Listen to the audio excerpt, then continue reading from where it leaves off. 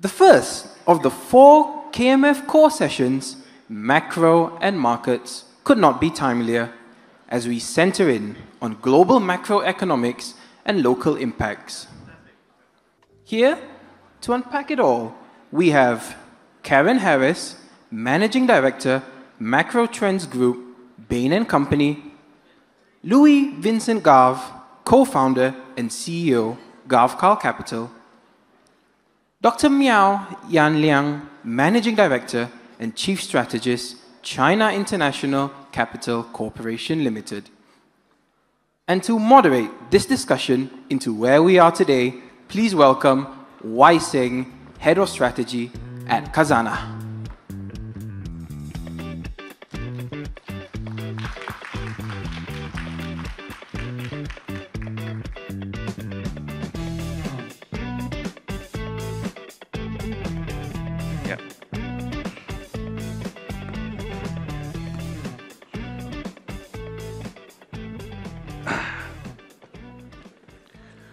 All right.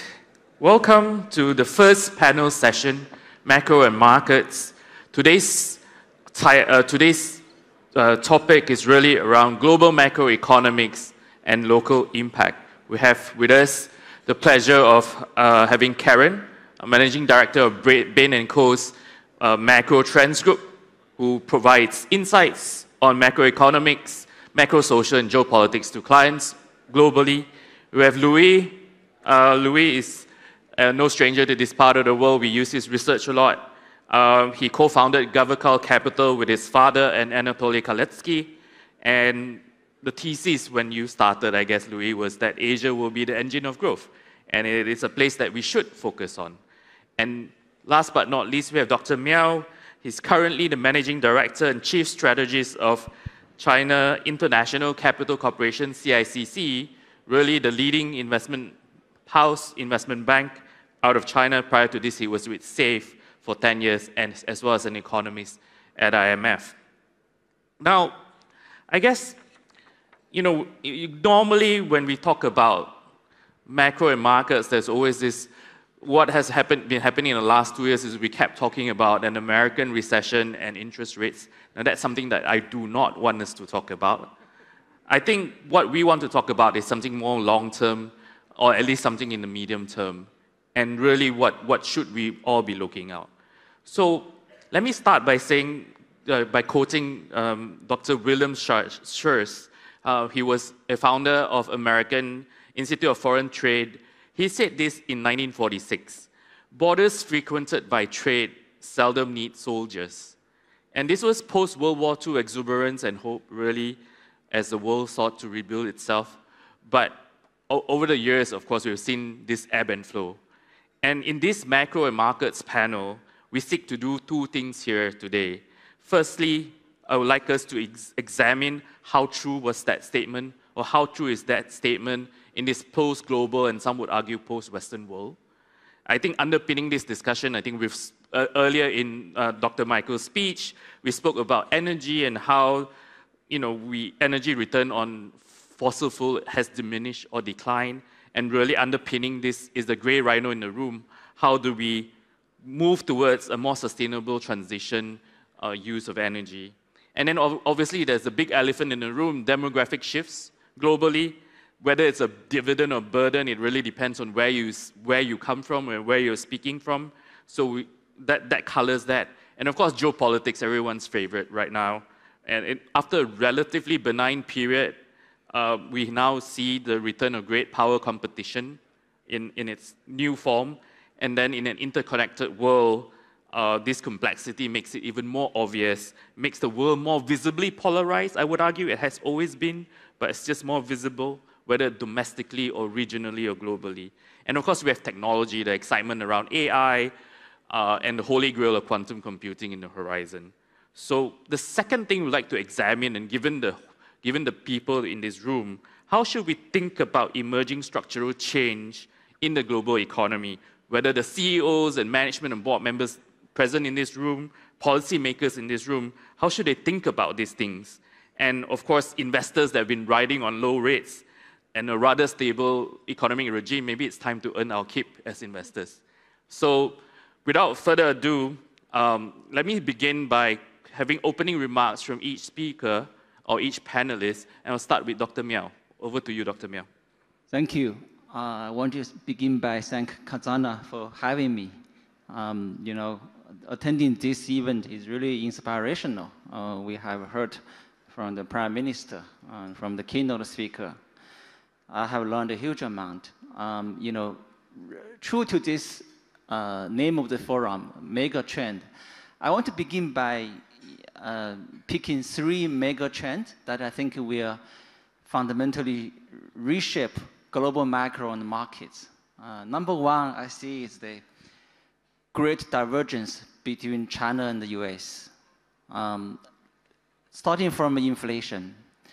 20 years ago, since China joined the WTO, global inflation just moved, in synchronization. But for the past 4 or 5 years, we had high inflation in the developed world.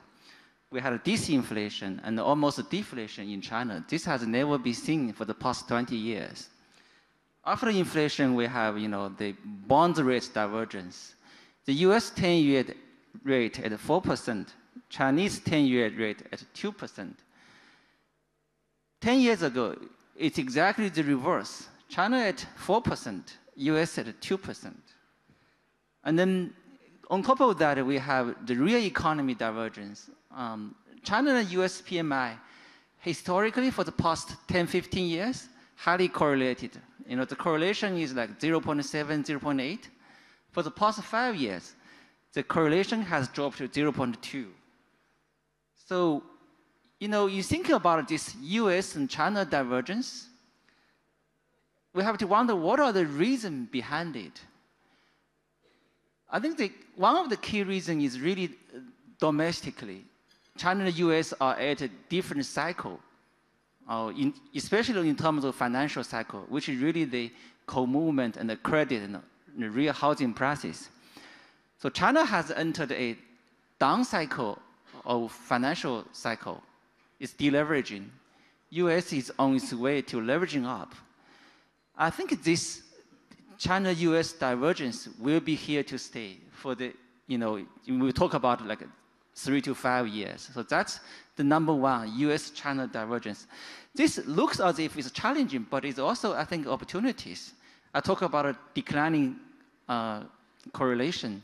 But if you look at the asset, China and US asset used to be very moderately correlated, like 0.3%. Nowadays, they barely correlate. Maybe they correlate again, now China's stock market has gone up.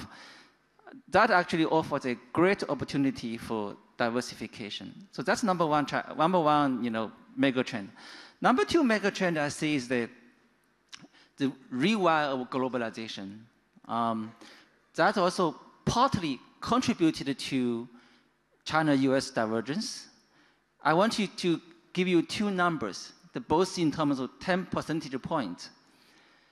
China's export to US today, the first half of this year, only represent 13% of US imports. 6 years ago, that was 24%. So 13% is like 20 years ago. So Chinese share of US imports. That 10 percentage point decline been mostly taken by this region, by ASEAN. And then a small part goes to Mexico. Another 10 percentage point drop I want to share with you is the global active funds investment in Chinese equities. 3 years ago, that was 14% or almost 15% in their share. Today it's only 5%. So we have like 10 percentage point decline in terms of global trade, in terms of global investment flows. It doesn't mean China has lost in terms of its export share. I mean, globally, Chinese export share in total share has risen from 13% to, before the COVID, to 14.2% last year. And the Chinese manufacturing has accounted for 30% of global total. It's just a rewire of globalization. That also means opportunity, especially for this region. This will bring me to the last mega trend I will make here. I think that's the importance of connected country. That's the importance of, how this region and Malaysia as well can help reconnect the global trade and the finance disconnect. I mentioned that, finance has changed a lot, but the trade still goes on. Globally, we still do a lot of trade with each other, but finance has really retreated. I will see maybe in the next 3 to 5 years, a huge trade and finance reconnect. Usually, trade and finance are complements to each other. Financial flows go first, and the trade flows will follow. But I see maybe in the next 3 to 5 years, there will be a huge investment, whether it's FDI or it's portfolio investment between China and this region. And in the past few years, we see double-digit growth already. In the future, I see more and more cross-border investment, in terms of between China and ASEAN. I think the gravity model still works. That means, if your size, your economically matter to each other, China is the number 2 economy in the world by the market value. ASEAN is the number 5th, but we are the number 1 trading partner of each other and vice versa. So I think that's a huge potential for China and ASEAN, that we are, hold our global trading and finance map together. I will leave it here. Thank you. Thank you. Thank you, Dr. Miao. Louis, over to you. Well, thanks as well for having me here. I'm flattered to be speaking in front of such a distinguished audience. I concur, of course, with everything Dr. Miao said. I would add, for me, just one quick thing, which is really reshaping the world that we live in. And I think that if you go back 5 years ago, the general view was that, China produced goods that were 70% as good as goods that were produced in the West for 70% of the price. So if you looked at cars, if you looked at power plants, if you looked at industrial robots, the idea that, most of us in this room would want to drive a Chinese car would have been laughable 5 years ago. Fast forward to today, and China is now the biggest car exporter in the world. China's bidding around the world to build nuclear power plants. Can things get more complicated than building a nuclear power plants? China's building the fastest high-speed rail in the world. So in just 5 years, we've gone from a world in which China was essentially producing cheap goods at a cheap price to a world where, pick any industry, whether, again, batteries, cars, industrial robots, you name it, China has now leapfrogged the West. And this has thrown a real challenge to the Western world as to how to deal with this new reality. For most of my life, and I'm 50 years old, for most of my life, the Western world was all about taking down barriers, taking down walls. And for the past few years, the Western world has now been all about building walls. It's been all about putting up barriers. And so the fact that I think China has leapfrogged the West makes suddenly for a very, very different world, one with many investment implications that perhaps we can discuss. Thank you. Thank you, Louis. And over to you, Karen. Thank you. It's been just a fantastic experience to be here. I was really inspired by the remarks on systems by the Prime Minister and Michael's remarks about systems. And it made me think that I'd like to talk a little bit about one of the elephants in the room for business people and investors, and how to avoid, first to see the elephant and then to avoid being on the backside of the elephant where no one really wants to be, which is how do we look at, what does this all mean for capital markets and for global capital? At Bain, we talk about something called capital superabundance, which was this massive growth of really a layer of the economy we don't talk about much. There's real goods and services. We talk about this digital economy, but larger than that is this layer of the financial economy.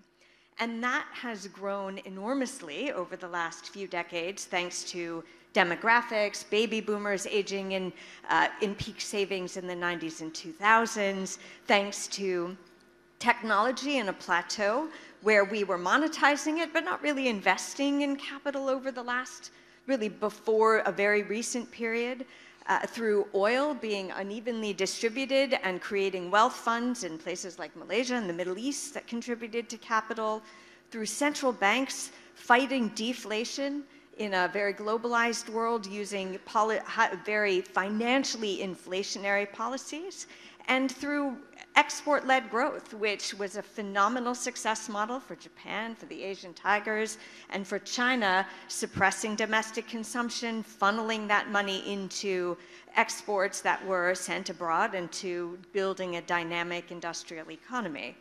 And if we tick through those, what did that create? It created a world where the financial economy, as measured in financial assets, was 6.5 times the real economy, measured in real GDP, in 1990, and today is 12 times that at our best count. So it's doubled in size. It's just a massive layer. And yet every one of the factors I just mentioned is reversing or unwinding. Yep. We have an aging, dissaving population. We have technology that is absorbing capital, a new period of geometric growth that will require capital investment as opposed to being monetized. We have oil, the US onshore oil as a major producer, a change in the distribution of energy and energy sources. Central banks have recently discovered in an inflationary world that there are real economy effects to these monetary policy inflations that may not be effective in this period. And then probably most importantly, and my co-panelists were touching on this, is what happens in an export-led growth world where the demand sinks say, hang on, actually, we want to produce for ourselves, even if we don't do it very well, so let's put up barriers and take our toys and go home. What does that mean for the global economy? So I think as investors, some of the implications of that, of course, are more trapped capital, less globalized capital, and probably, most importantly, a structurally higher cost of capital. And as you noted, that we are having to earn our keep more with rates of return in that kind of world. Yeah, and speaking of that, I guess related to that is how when Louis was talking about how folks are putting up barriers and instead of versus removing barriers, you know, as the world moves away from this old Washington consensus to a more economic nationalism type of stance, how should then investors think about what Karen has also spoken about? How should we position ourselves in the new opportunity set as well as managing the risks that we have? Yeah. Look, I think we should start off with the premise that, you know, for the past 30 years, China's had a big deflationary impact on the world, and that now that it's leapfrogged the West in industry after industry, that deflationary impact is now greater. From there, I think it's pretty obvious that there's two kinds of responses around the world. You have countries like Chile, like Saudi Arabia, that might say, you know what, you want to sell me cheap cars? Thank you very much. I'm very happy to have cheap cars. You want to fund my train? You want to fund my, earth-moving equipment and my industrial robots? Terrific. You're allowing me to industrialize on the cheap, on credit. Perfect. I think in those types of countries, the countries that embrace China's deflationary impact, you can and you should own the government bonds. And then you have the countries or the regions, whether the United States, Europe, Canada, etc., that say, you know what, we don't want your cheap cars and we don't want your industrial robots. And yes, for the past 30 years, you've had a deflationary impact here, but we don't want that deflationary impact anymore. So we're going to put barriers and we're going to refuse your deflationary impact. Now, I think in those countries, owning bonds is actually quite dangerous because, you know, they're obviously now, they used to embrace that deflationary impact from China and they now refuse it. Why would you want to own bonds there?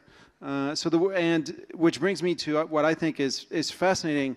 If you look since the start of the COVID crisis, and Dr. Miao pointed that out, you've actually had a fairly strong dollar environment up until very recently, up until the Fed started to cut. So up until, let's say, 2 months ago, the US dollar was strong. And yet, in a strong dollar environment, so far this decade, you've seen massive outperformance of Chinese government bonds, massive outperformance of Brazilian government bonds, massive outperformance of Chile, Mexico, Indonesia, pick pretty much any emerging market bond market, and it has crushed the returns of US Treasuries, of German bonds, of JGBs. And that to me reflects this simple reality that in a world in which emerging markets embrace China and developed markets reject China, then you want to buy bonds in emerging markets and you want to avoid them in developed markets. Okay. Now, from that perspective, right, and then going back to Dr. Miao, speaking of connector countries, you mentioned that briefly of connecting countries, and in relation to what Louis is saying, there are folks that embrace the deflationary side of what China is exporting, while there are people who are putting barriers on the other side of the fence. So I guess from an ASEAN and Mexico perspective, connector countries, you having worked across at IMF, at SAFE, how should we view, what are your views on the challenges that these economies, what would it take to be a good connector economy? What would it take to attract or win in the face of competition for capital? As what Karen pointed out, capital is no longer abundant. So, you know, there was an old debate about capital movement, right? I mean, in the 1990s, Lucas wrote, you know, why capital move up here, right? Upstream. Ideally, you would see that capital goes to where returns are higher. That's where, you know, you don't have enough capital. You have lack of capital. But what we see is we see a lot of places these days, in the old days, right? I mean, developing countries or global south, they pour their capital to buy U.S. government bonds.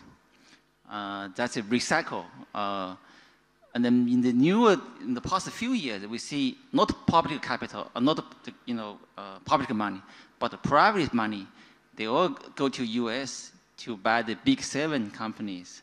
So we see clearly that, you know, capital today still flow up here, not to where the capital is most needed.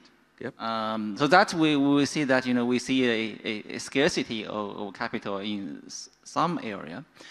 Now, come back to your question. I think in terms of global south, Prime Minister Anwar just actually talked about, you know, ASEAN and the BRIC cooperation.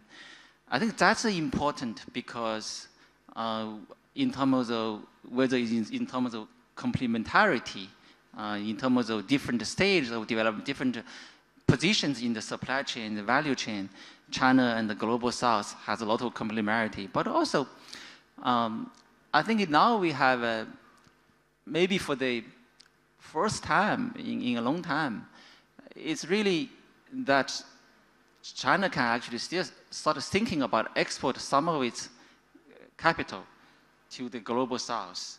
Your question is really how the, you know, global south, I don't think it's a competition issue. I think it's a cooperation issue. Mm-hmm. But then in terms of what are the areas or the environment most conducive for investment, I've been to many places, you know, this area and to, you know, when I was working for the IMF, you know, globally, what I found is a few things really important. Number one is probably the doing business environment, and then good infrastructure, you know, a well-educated and then labor force, willing to work labor force. But I think that in a way that's somehow in today's environment is missing the point. Chinese companies, sometimes they are forced to reallocate their supply chain abroad. You know, I've been to one of the ASEAN countries. I go there. They were telling me, you know, we don't want to be here, but we were forced to move here. But I think that's because they were used to, in China, people working very hard. China has the best infrastructure, very cheap. People are willing to work very hard. And then we have the largest market, but then still, you know, I mentioned earlier, we have 30% of global manufacturing capacity. And then Louis mentioned that, you know, we have a divide. The global south wants a Chinese product. Some of the countries, they reject Chinese product. So that's how I think the situation has shifted. I see it's a mixture of both challenges, opportunities. Yep. You know, the ideal environment will be you have everything ready, but good news for the global south, even if you don't have everything ready, I think Chinese firms are forced to go there. Thank you. So there's a push factor that's driving capital out of China. But the pull factor, you know, the pull factor that you laid out, right? Good education, good infrastructure, and to an extent labor, productivity as well as availability. That looks like a bit of a, if you hadn't planned this, that looked like a bit of a chance, right? That you happen to have it now as this situation of a push factors going out, or people going out of China, or just even people from developed markets are also looking at reshaping their supply chains. So I guess coming back to a more granular, more on the ground question for Karen really is, you know, hearing all of that, right? How should companies think about these things as they develop their strategies, right? What have your clients been asking, and what have you been telling them in terms of how they should look at capital allocation, resource allocation, or even just what should they be doing at all, right? Yeah, companies have really had to rethink their international portfolio. 15 years ago, essentially 20 years ago, every company was asking, if they weren't Chinese, they were asking how they could get into the Chinese market. And I think Louis brings up a very important point, which is that many of them can't compete any longer with Chinese companies. It's not even a matter that you can blame, oh, the rules aren't fair, but the reality is you just lost. You ran slower. But for a company, you're really looking for a different set of factors from different markets. If you're looking for growth, you're looking at large populations like India, where there is the wealth effect still coming. If you're looking for margin, you may be in Europe, in other parts of the world. Supply chain, Southeast Asia is incredibly appealing because of they're being pushed there. Mexico, Poland, Hungary. And for technological innovation, it's really, if you want to be on the cutting edge of technology, you're foolish not to be in the US and or China. And I think it's a shame, and we'll see some real impacts of this, that it's more and more an or, not an and in that discussion. Thanks, Karen. I think we are kind of running out of time, but we do want to take a couple of questions from the room. For the audience in the ballroom, questions, if any? Put up your hand, and one of the staff would head over to you. Anything? Anyone? By the way, I want to add sure, please do. To the push and pull. It's reminding me something when we talk about the connector country. Correct. It reminds me that there are two different types of connectors. One is more like a vertical type connector, like you just import and re-export. The other is more like a horizontal connector. So if you have your own capacity, you actually can make your own supply chain, and then you not just import and re-export, but you actually you do a more value added there, and you have an ecosystem. You have ecosystem, yeah. So I think Malaysia seems to me has huge potential to become a horizontal connector. Yeah, but we are a rather small country. I guess that's also the issue when it comes to labor. Anyone? Sorry, number 5. Please introduce yourself quickly, and then with your question. Yes, my name's Gerald Ambrose. I used to be at Aberdeen, but now I've been put out to pasture, so I can say anything I like. Just one question on this emerging trade war between US and China. Malaysia seems to be caught in the middle, and there's some nervousness about if Chinese goods are manufactured in Malaysia, they will get this ban from import and the other way around. How do you think a small ASEAN country like Malaysia should handle this sort of trade war that's going on without upsetting people?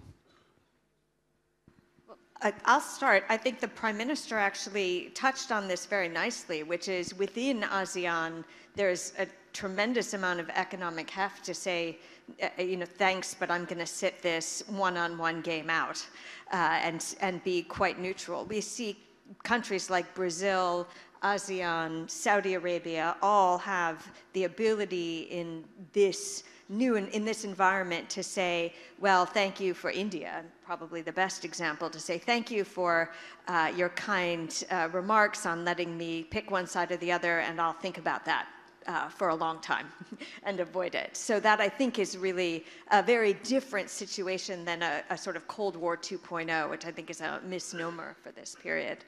Louis? No, I agree completely. I think, look, when two big dogs fight, the best thing you can do is not get involved.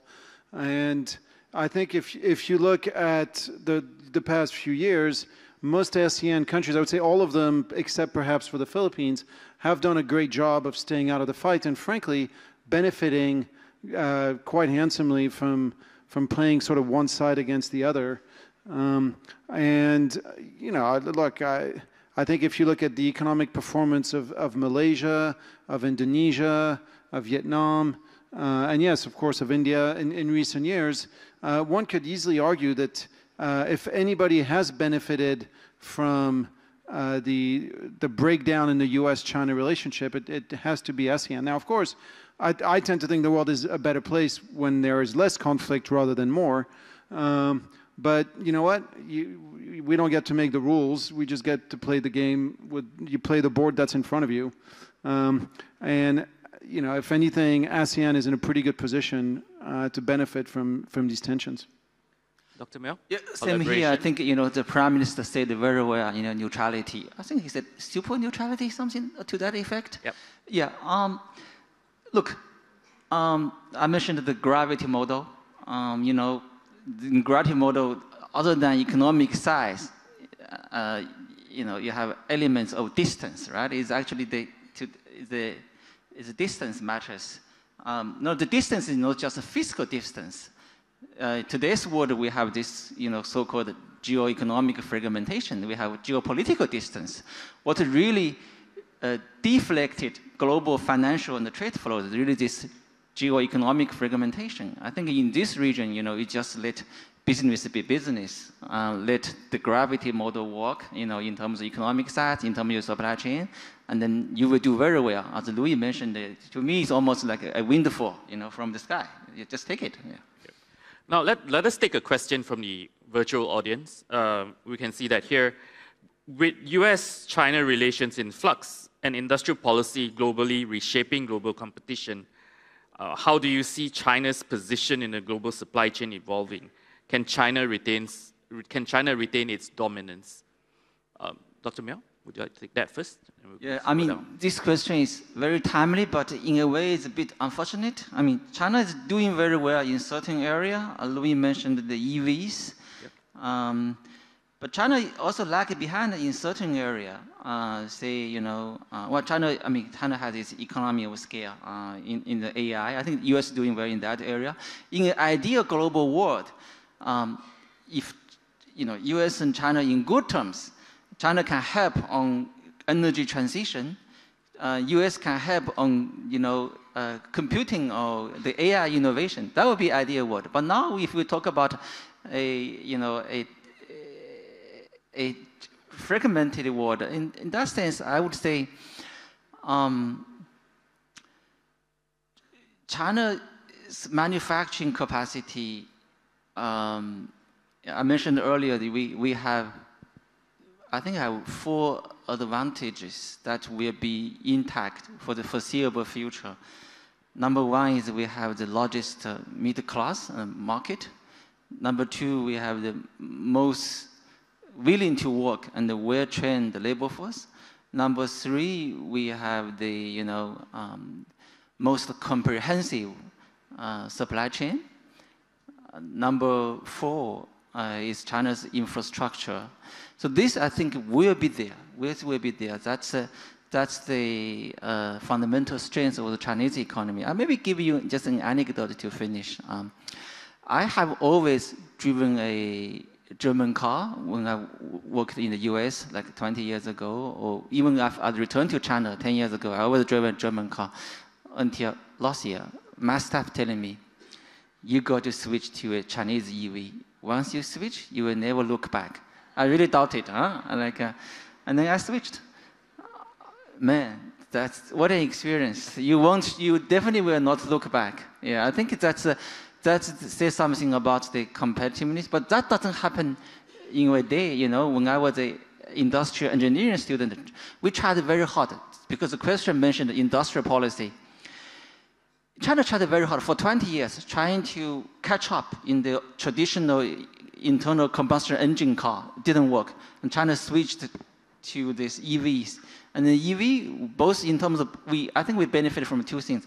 Number one is the economy of scale. Number two is the industrial policy. They can correct some of the positive, or take into account some of the positive externalities. That's why it works. Yeah. Louis? Yep. Well, I'll just say very briefly that we've talked a lot about China's emergence as an industrial power. I think we've also had another huge wake-up call in the Western world in recent years, which has been the Ukraine war. And we didn't talk about it, but when Russia invaded Ukraine, we, the Western world, told Ukraine, stand up and fight, and we'll provide you with all the weapons you possibly need. We'll swamp you with industrial goods. Russia is a gas station masquerading as a country. We're going to turn the ruble into rubble. And you know, we'll wipe the floor with Russia soon enough. And within a few months, we found out that every single month, Russia fires into Ukraine more 155mm artillery shells than the rest of the Western world can produce in 1 year. So all of a sudden, we've woken up in the Western world to the reality that, to the question mark of whether we can be military superpowers without an industrial base. Can the US be the world's military hegemon when it produces 4% of the world's steel?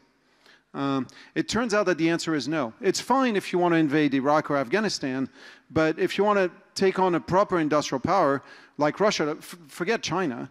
It just doesn't work. So I think this is triggering a whole review of how things are done in Washington, D.C., review of industrial policy, and how things need to move forward.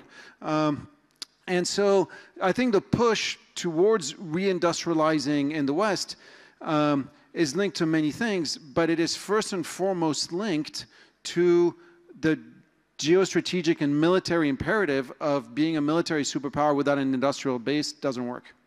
Okay, thank you. Add one practical note here with working with companies around the world. It's happening. So whether it's a good idea or not for companies to move out of China, they are relocating ecosystems to northern Mexico, and you just need to look at property prices to see that, to Vietnam, to parts of Europe. So the belief, whether it's grounded in the best outcome or not, is creating an inertia that will lead to the erosion and duplication of supply chains over this next period, whether it's a good idea or not. All right, thank you. Now, I guess we are ready to wrap up.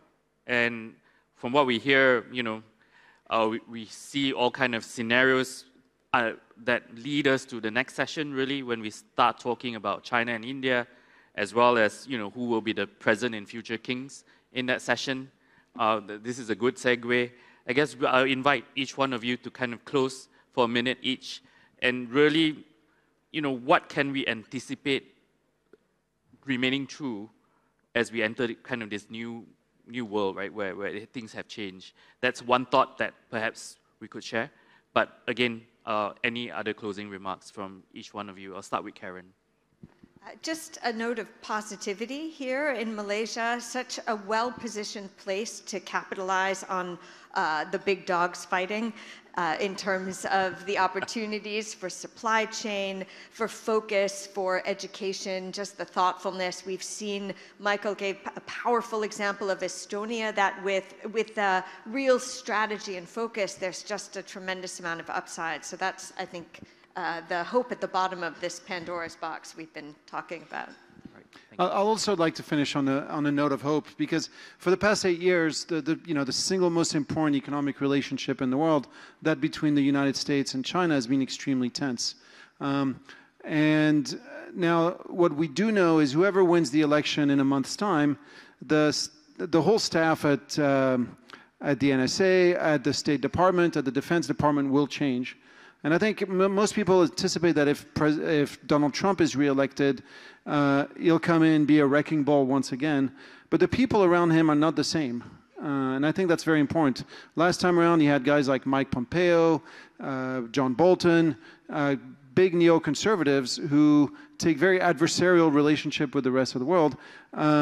This time around, he's got a guy like Elon Musk, Bobby Kennedy Jr., who are far less so. So perhaps a note of hope, regardless of who comes in. Thank you.